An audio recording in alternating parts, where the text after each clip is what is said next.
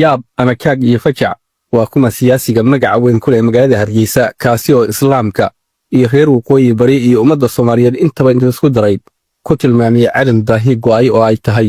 in ay iska ilaaliyaan reer Somaliland isla markaasna ay u soo miliqsanayaan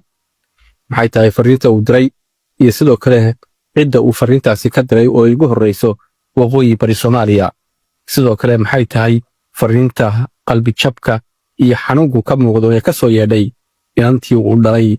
hogaamiyihii ciidamada maamulka Somaliland kaasi oo gacanta u galay ciidamada xoogga ee waqooyi bari Soomaaliya isla markaasna ku xabisan magaalada Laascaanood ee Faysal Cabdi Bootaan qodobadaas ayaan diiradda saari soo dhawaada saaxiibayaal mar kale siyaasiga Faysal Cali Waraabe oo lagu yaqaano cuqdada xoogan oo uu qabo ummadda Soomaaliyeed isla markaasna markasta uu hadlo tilmaamaha ama banaanka keena cadaawada uu qabo ummadda Soomaaliyeed ayaa markan ka tallaabay ummadda Soomaaliyeed oo kaliya iyo reer waqooyi bari oo gaar necab yahay waxaana ay culaadiisa iyo cuqdadiisu gaadhay in uu yiraahdo reer Somaliland oo iska ilaaliya islaamka sababtoo ah cadow ayay ku yihiin isagoo geesta kalena sheegay in cadow miliqsanaya uu u dul fadhiyo magaalada Ceerigaabo ee xarunta gobolka Sanaag isagoo markaas uga jeeda dadka reer waqooyi bari kuwaasi oo xaq u leh in ay ugu yaraan daantooda magaalada Ceerigaabo maamulaan fariinta uu ku soo qoray barta uu ku leeyahay Twitterka ama X-ka aan isla eegna bal ka hor intaynan u gudbin fariin markaas qalbi taabad leh oo markaas murugo badan iyo calool xumo badan ay ka muuqato oo ay soo dirtay gabadha uu dhalay janankii hogaaminayay ciidanka maamulka Somaliland Faysal Cabdi Bootaan kaasi oo ku xiran magaalada Laascaanood ee xarunta gobolka Sool ee maamulka waqooyi bari Soomaaliya Faysal Cali Waraabe ayaa waxa uu markii ugu horeysay ku bilaabay hambalyo uu dirayo suldaanka guud ee beelaha Habar Jeclo Suldaan Cabdullaahi Suldaan Cali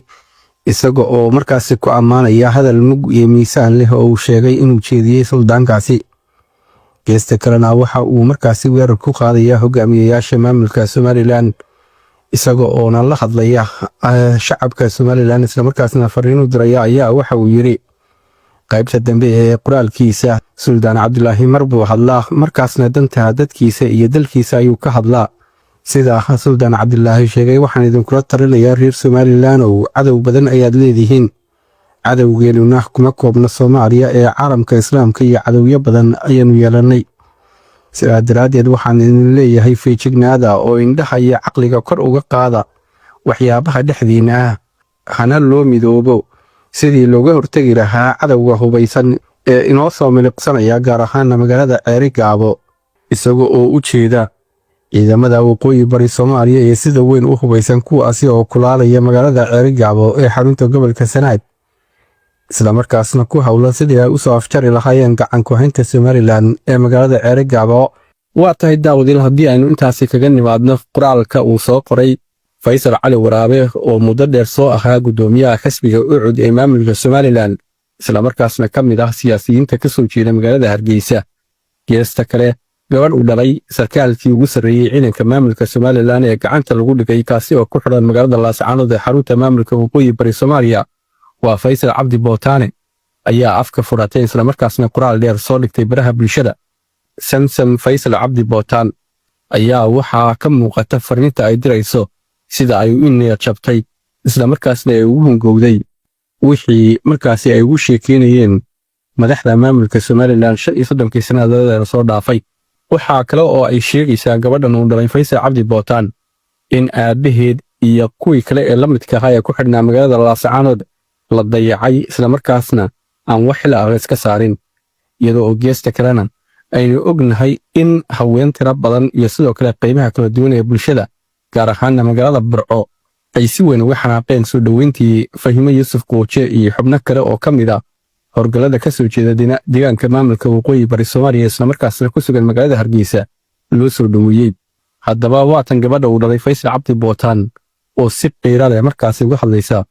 xaaladda aabaheeda iyo sidoo kale ciidanka kale ku xidhan magaalada Laascaanood ee xarunta maamulka waqooyi bari Soomaaliya gabadha uu dhalay taliya Faysal Cabdi Bootaan waxay qoraalkeeda ku bilowday magacaygu waa Samsam Faysal Cabdi Bootaan waxaan ahay mid ka mid ah caruurtii uu dhalay taliya Faysal muddo 2 sano iyo 8 bilood ah baa aabahay ku xidhan yahay magaalada Laascaanood qarankii Somalilan ee aabbahay dareyska u xidhnaa difaacistiisa maanta xabsiga u mutay dowladda ka talisa abaalgud waxa inooga dhigtay wax kasta oo annaga hagardaamo nagu ah. in badan baanu ku xishoonnay Somalilaannimo iyo ehelnimo oo xukuumadda Somalilan maanta ka arrimisa ee uu garwadeenka ka yahay madaxweyne Cabdiraxmaan Ciro waxba nooma aysan xeerin. marka aan idin leeyahay waxba nooma xeerin igama aha calaacal iyo catow, se waxa iga tahay garnaqsi iyo tanaasulka aan qarankan u tanaasulnay in badan. waxaa Hargeysa la keenay cid kasta oo Somalilan ka soo horjeeday, weliba si gaar ah aabbahay afxumo iyo aflagaado ugu geysatay.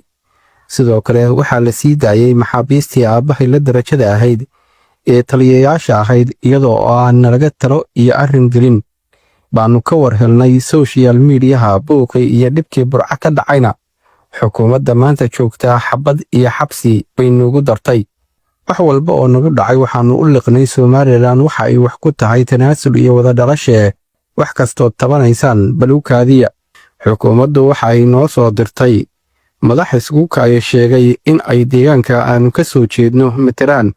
oo aan tala iyo awood midna aan lahayn tawaawac mooye. haddaba halkaa marka ay marayso waxaan rabaa inaan fariintan ku caddeeyo ragga hadhow soo tawaawici doonaa. waxaan leeyahay haddii caydii aabbahay rag iyo dumarba lagu abaalmariyey maxaabiistiina intii aad hore u bixiseen mooye intii kalena maanta go'aan ku gaadheen in aad sii daysaan, waa xujo aadna xujayseen annagana naga warsuga ayay ku soo gabagabaysay qoraalkeeda. samsam faysal cabdi bootaan oo ka mid ah carruurta uu dhalay taliyaha ku xabiisan magaalada Laascaanood kaasi oo hogaaminayay ciidankii jabay ee maamulka Somalilan kaasi oo lagaga soo adkaaday